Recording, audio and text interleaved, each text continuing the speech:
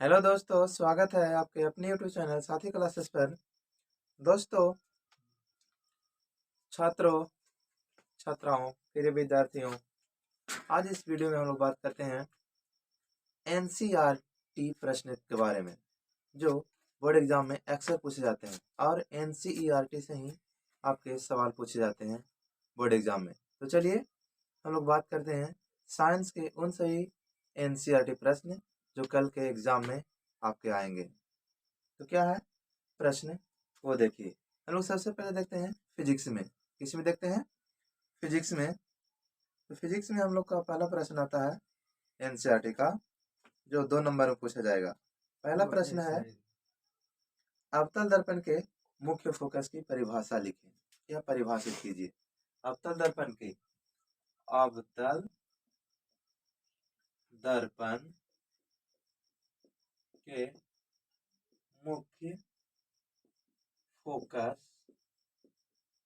की परिभाषा। ठीक है, ये बहुत ही इंपॉर्टेंट प्रश्न है। ये बहुत ही इंपॉर्टेंट प्रश्न है जो बोर्ड एग्जाम में पूछा जाता है।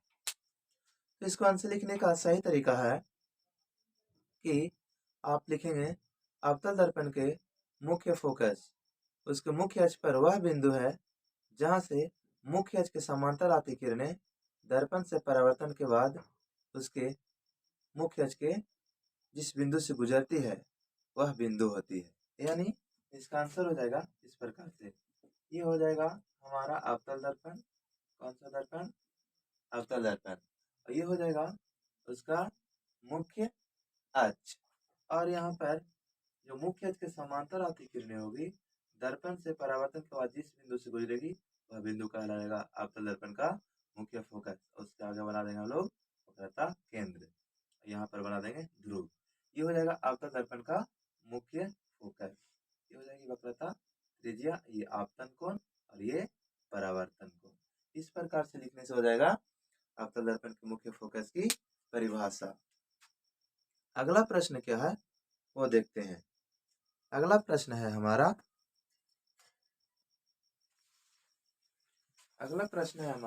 एक गोलीय दर्पण की वक्रता त्रिज्या 20 सेंटीमीटर है, इसकी फोकस दूरी क्या होगी? यानी वक्रता त्रिज्या का मान दिया गया है और इसकी फोकस दूरी निकालना है।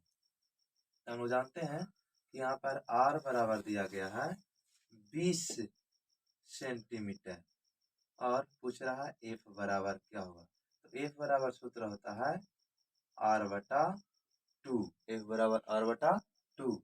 तो इसी प्रकार से मान रखेंगे हम लोग 20/2। तो कितना हो जाएगा? 10 दूना का 20, यानी f बराबर होगा हमारा आंसर 10 सेंटीमीटर। अगर r पूछता तो f के मान दिए हुआ रहता, तो r बराबर होता है 2f। तो ये हुआ हमारा दूसरा प्रश्न। अगला प्रश्न क्या है? अगला प्रश्न एक प्रश्न है कि उस गोलीय दर्पण का नाम बताएं जिसकी फोकस दूरी धनात्मक होती है। तो कौन सा दर्पण का फोकस दूरी धनात्मक होती है? तो वह होता है उत्तल दर्पण। उत्तल दर्पण की फोकस दूरी धनात्मक होती है और अवतल दर्पण की फोकस दूरी ऋणात्मक होती है। अगला प्रश्न है, उस दर्पण की फोकस दूरी ज्ञात करें जिसकी वक्रता त्रिज्या 32 सेंटीमीटर है। यानी ये प्रश्न बहुत ही आसान है। इसमें दिया गया है r बराबर 32 सेंटीमीटर, यानी उत्तल दर्पण क्या है? फोकस दूरी ज्ञात करना और वक्रता त्रिज्या दिया गया है। r बराबर 32 सेंटीमीटर, हमें निकालना है f बराबर क्या होगा। दोनों चलेंगे सूत्र से। f बराबर होता है r/2। लिख देंगे हम लोग यहाँ पर r का मान 32, 32/2, 16 दूनी 32। तो हमारा आंसर हो जाएगा f बराबर 32 सेंटीमीटर, यानी उत्तल दर्पण की फोकस दूरी कितनी होगी? 32 सेंटीमीटर। अब देखिए एक अगला प्रश्न बहुत ही महत्वपूर्ण है। वो कहता है कोई अवतल दर्पण अपने सामने 10 सेंटीमीटर की दूरी पर रखे किसी किसी बिंब का 3 गुना आवर्धित पर वास्तविक प्रतिबिंब बनाता है। प्रतिबिंब दर्पण से कितनी दूरी पर बनेगा? यानी दिया गया है आपको अवतल दर्पण में वस्तु दूरी 10 सेंटीमीटर। और कितना गुना आवर्धित प्रतिबिंब है? 3 गुना। तो निकालना हमें कौन सा मान? दर्पण की वस्तु की प्रतिबिंब दूरी। तो क्या होगा इसका सॉल्यूशन? हम लोग देखिए, दिया गया है यहाँ पर, दिया गया है वस्तु दूरी। क्या दिया गया है? वस्तु दूरी u बराबर 10 सेंटीमीटर। अब देखिए, वस्तु दूरी 10 सेंटीमीटर होगा तो ये ऋणात्मक में होगा। अब आगे कहता है इसका आवर्धन। तो आवर्धन का मान कितना दिया गया है? m बराबर कितना है? 3। तो अपतल दर्पण का आवर्धन ये ऋणात्मक में होगा। अब कहता है कि इसकी प्रतिबिंब दूरी कितना होगा, यानी v बराबर निकालना है। तो चलते हैं हम लोग आवर्धन के सूत्र से। आवर्धन के सूत्र से चलते हैं तो क्या होगा? देखिए, m बराबर होगा माइनस v बटा माइनस u। ठीक है, और ये हमारा आवर्धन में माइनस में है, तो क्या हो जाएगा? सॉरी, यहाँ पर हम वैसे लिखेंगे माइनस v बटा u। तो ये हो जाएगा -3m का मान, v का मान माइनस में और u का मान -10। तो देखिए क्या हो जाएगा? 10 दिया 30, ये प्लस में 30 हो जाएगा बराबर माइनस v। v माइनस हो जाएगा तो जगह v बराबर -30 सेंटीमीटर, यानी v का मान वस्तु दूरी कितना आ गया? 30 सेंटीमीटर आंसर होगा।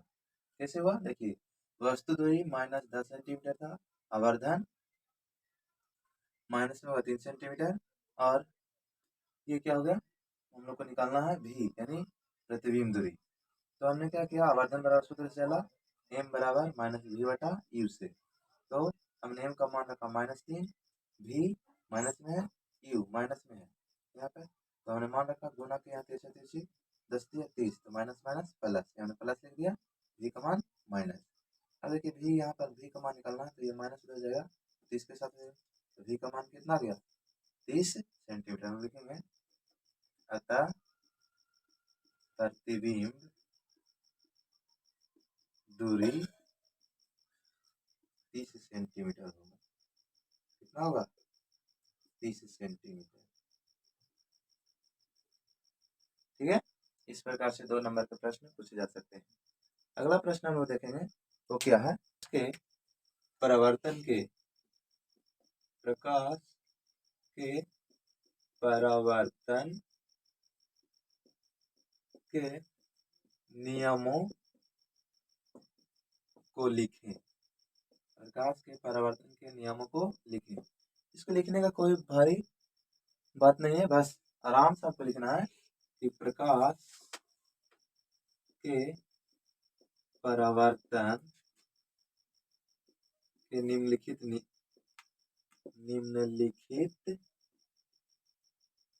दो नियम हैं। दो नियम हैं, ये हो जाएगा आंसर। इस प्रकार से लिखेंगे तो पहला नियम क्या है? आपतित किरण परावर्तित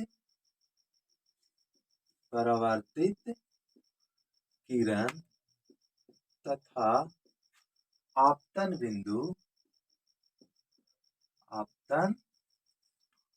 बिंदु पर बना अभिलंब तीनों एक ही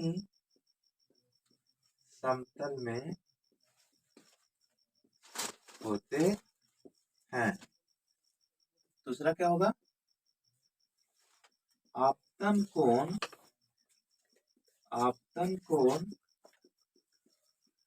परावर्तन कोण के बराबर होता है। ठीक है, लिख देंगे कोण आई बराबर कोण आर, और फिगर बना देंगे। इस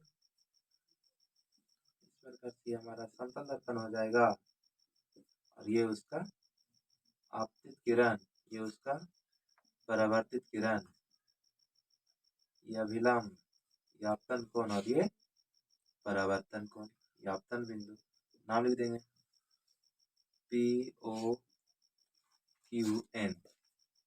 ठीक है। ये आपतन कोण, ये परावर्तन कोण, नाम लिख देंगे आपतित किरण, परावर्तित किरण, अभिलाम, आपतन कोण, परावर्तन कोण, आपतन बिंदु। इसका नाम रख देंगे M डैश समतल दर्पण।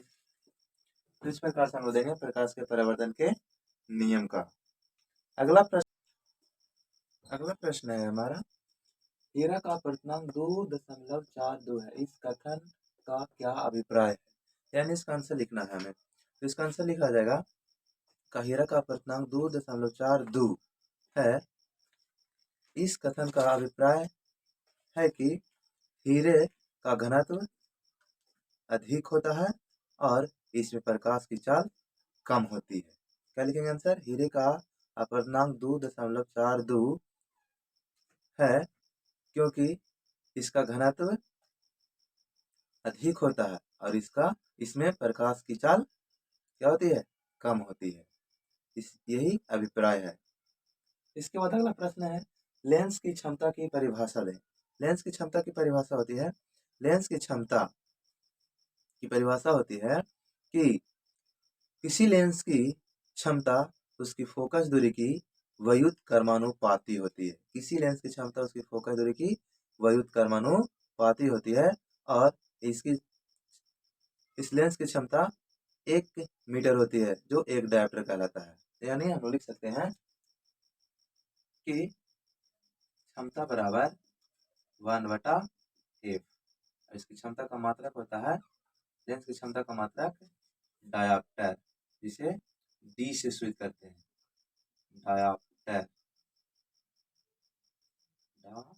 डायोप्टर, जिसे डी से सूचित करते हैं। और यह डायोप्टर 1 मीटर इनवर्स के बराबर होता है, यानी 1 मीटर इनवर्स बराबर 1 डायोप्टर। तो लेंस की क्षमता का मात्रक होता है डायोप्टर, और वैसे ही मात्रक बोल सकते हैं मीटर इनवर्स, लेकिन ये बोला भी जाता है 1 डायोप्टर के बराबर है। तो लेंस की क्षमता कैसे मात्रक डायोप्टर भी बोलेंगे। लेंस की क्षमता का सूत्र होगा P बराबर 1/f। तो ये होगा हमारा प्रश्न। अब इसी में हमारा प्रश्न पूछ सकता है कि किसी लेंस की क्षमता ज्ञात करें जिसकी फोकस दूरी 2 डायोप्टर है। यानी क्या कहेगा क्वेश्चन, कोई लेंस है जैसे अवतल लेंस, कौन लेंस, अवतल लेंस, अवतल लेंस की क्षमता ज्ञात करें जिसकी फोकस दूरी 2 मीटर है। कितना मीटर है, 2 मीटर। तो क्षमता ज्ञात करना है, यानी यहाँ सॉल्यूशन हम लोग करेंगे कि अवतल लेंस की क्षमता ज्ञात करना है। फोकस दूरी f बराबर दिया गया है 2 मीटर, 2 मीटर।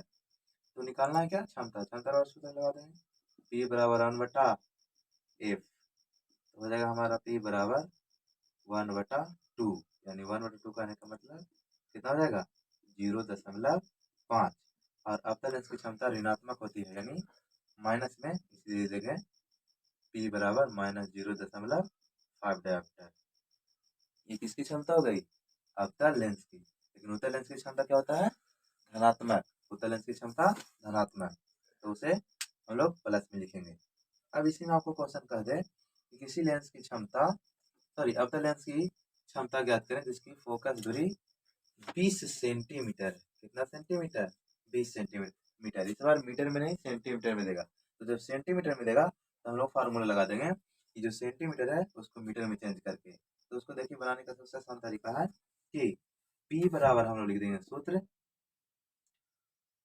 100/f सेंटीमीटर में, 100/f सेंटीमीटर में। यानी हमें इसे मीटर में बदलने के लिए 100 से क्या करना पड़ता, भागा।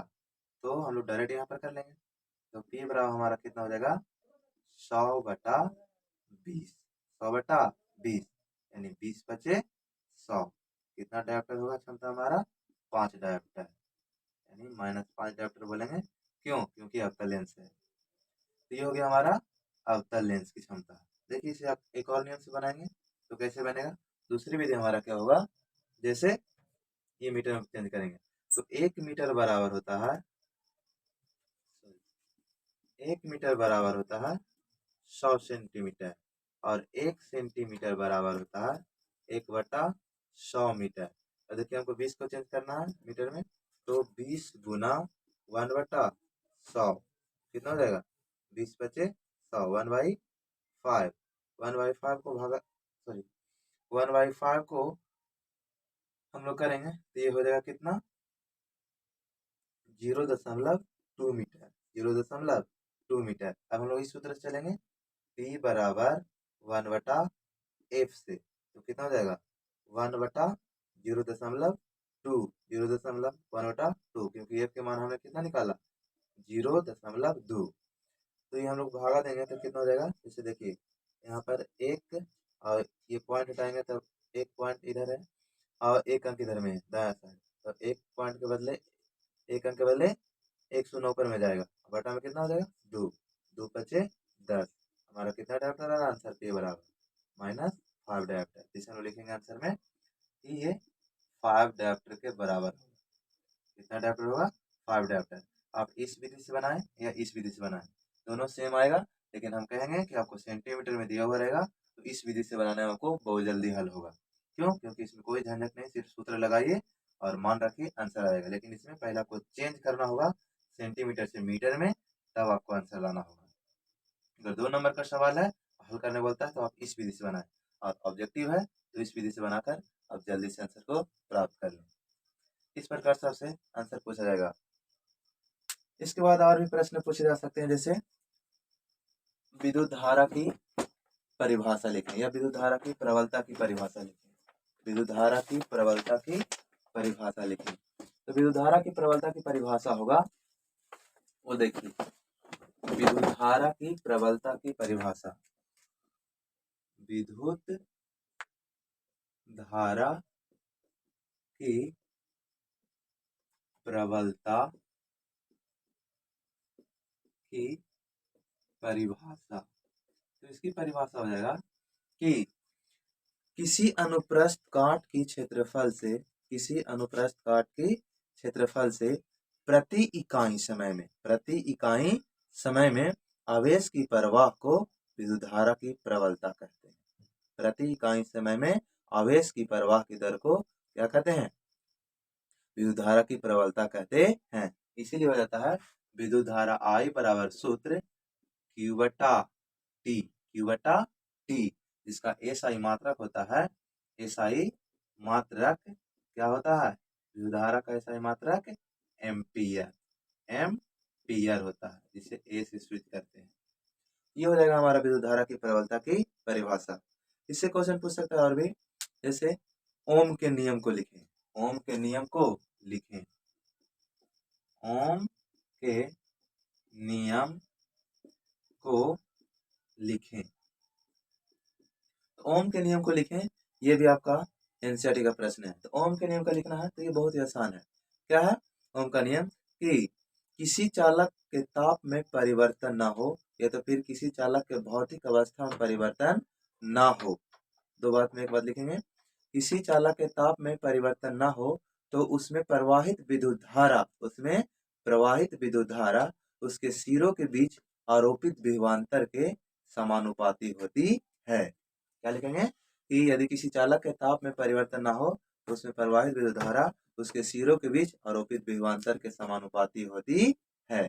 ये हो गया हमारा ओम का नियम। और लिख देंगे I समानुपाती भी, और अगर ये समानुपाती को हटाना है तो हो जाएगा I बराबर V बटा, I बराबर ऐसे लिखेंगे, V बराबर I गुना R, V बराबर I गुना R। तो ये हो जाएगा हमारा ओम का नियम। और इसी में पूछ सकता है ओम के नियम का समीकरण। इसमें I बराबर लिखेंगे तो क्या जाएगा? V बटा R। इस प्रकार से हम दो समीकरण बना सकते हैं ओम के नियम का। ठीक है, तो इस प्रकार से क्वेश्चन पूछा जाएगा। और भी इसमें क्वेश्चन पूछ सकता है एमीटर और वोल्ट मीटर में अंतर लिखें। तो एमीटर ऐसा यंत्र है जो किसी परिपथ में विद्युत धारा को मापता है। वोल्ट मीटर एक ऐसा यंत्र है जो किसी परिपथ में दो बिंदुओं के बीच विभवांतर को मापता है, एमीटर को श्रेणी क्रम में जोड़ा जाता है, वोल्टमीटर को समांतर क्रम में जोड़ा जाता है। इसके बाद और भी प्रश्न इसमें पूछा जाएगा, जैसे विद्युत शक्ति की परिभाषा लिखें, विद्युत शक्ति की परिभाषा दें। तो विद्युत शक्ति की परिभाषा हो जाएगा कि किसी विद्युत परिपथ में विद्युत ऊर्जा के व्यय की दर को, किसी विद्युत परिपथ में विद्युत ऊर्जा की व्यय की दर को क्या कहते हैं? विद्युत शक्ति कहते हैं। किसी विद्युत परिपथ में विद्युत ऊर्जा की व्यय या खपत की दर को विद्युत शक्ति कहते हैं। अब विद्युत शक्ति बराबर 3 सूत्र बनता है। विद्युत शक्ति बराबर कितने सूत्र बनते हैं? 3 सूत्र। वो आपको पूछा जा सकता है। जैसे विद्युत शक्ति, विद्युत शक्ति को हम लोग P से शुरू करते हैं। विद्युत शक्ति को P से, तो P बराबर होगा पहला सूत्र W बटा T, W बटा T। फिर दूसरा हो जाएगा P बराबर V गुना I, और तीसरा हो जाएगा P बराबर V स्क्वायर बटा R। ये 3 सूत्र आपको विद्युत शक्ति बराबर पूछ सकता है। तो ये आप याद रखेंगे कि विद्युत शक्ति का कौन है इनमें से चिन्ह, या तो फिर कौन है विद्युत शक्ति के बराबर। इसके बाद और भी प्रश्न इसमें पूछा जा सकता है, जैसे एनसीईआरटी का है, किसी क्षण चुंबक के चारों ओर चुंबकीय क्षेत्र रेखाओं को खींचिए। किसी क्षण चुंबक के चारों ओर चुंबकीय क्षेत्र रेखाओं को खींचिए। तो क्षण चुंबक ऐसे ले लेना है और उसे इस प्रकार से दिखाना है। इसमें नॉर्थ पोल, साउथ पोल, और जो इस प्रकार से वो दिखाते हैं तो दिखा देना।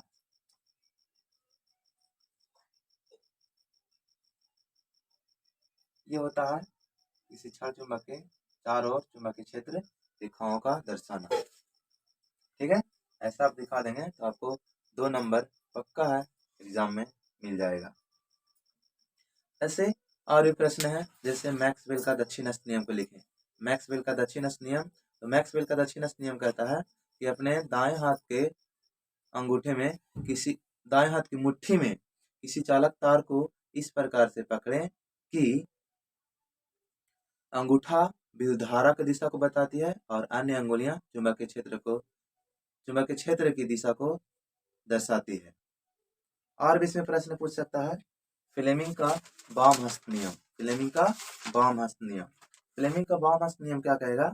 तो आपको लिखना है कि अपने बाएं हाथ की 3 अंगुलियां माध्यमा, तर्जनी और अंगूठा, माध्यमा, तर्जनी और अंगूठा को परस्पर लंबवत इस प्रकार फैलाएं कि माध्यमा विद्युत धारा की दिशा को दर्शाती है, तर्जनी चुंबकीय क्षेत्र की दिशा को बताती है और अंगूठा बल की दिशा को बताती है। तो ये होता है फ्लेमिंग का वाम हस्त नियम। इसमें पूछ सकता है आपको फ्लेमिंग का दक्षिण हस्त नियम। फ्लेमिंग का दक्षिण हस्त नियम, तो फ्लेमिंग का दक्षिण हस्त नियम अगर पूछे तो आप बोलिए कि अपने दाएं हाथ की 3 अंगुलियां माध्यमा, तर्जनी और अंगूठा, ये तीनों को समकोणिक इस प्रकार फैलाएं, तीनों को समकोणिक इस प्रकार फैलाएं कि माध्यमा प्रेरित धारा की दिशा, तर्जनी चुंबकीय क्षेत्र की दिशा और अंगूठा बल की दिशा को दर्शाती है। इसे कहते हैं फ्लेमिंग का दक्षिण हस्त अंगूठा नियम। और भी प्रश्न है इसमें जो पूछे जाएंगे एनसीईआरटी के हैं, जैसे जीवाश्म ईंधन की हानियां। जीवाश्म ईंधन की हानियां क्या होगी? तो जीवाश्म ईंधन की हानियां होगी, यह जलने पर कार्बन डाइऑक्साइड गैस उत्पन्न करता है। जीवाश्म ईंधन जलने पर वायुमंडल प्रदूषित करता है, यह पर्यावरण के लिए हानिकारक होता है। इस प्रकार से जीवाश्म ईंधन की हानियां बोल सकता है। और भी बहुत से प्रश्न हैं, तो इस वीडियो बहुत लंबी हो जाएगी, तो चलिए हम लोग इस वीडियो को यहीं पर समाप्त करते हैं। तो आपको यह वीडियो कैसी लगी हमें कमेंट्स में बताएं, और अगर अच्छी लगी हो तो लाइक करें, चैनल को सब्सक्राइब करें। जय हिंद, वंदे मातरम।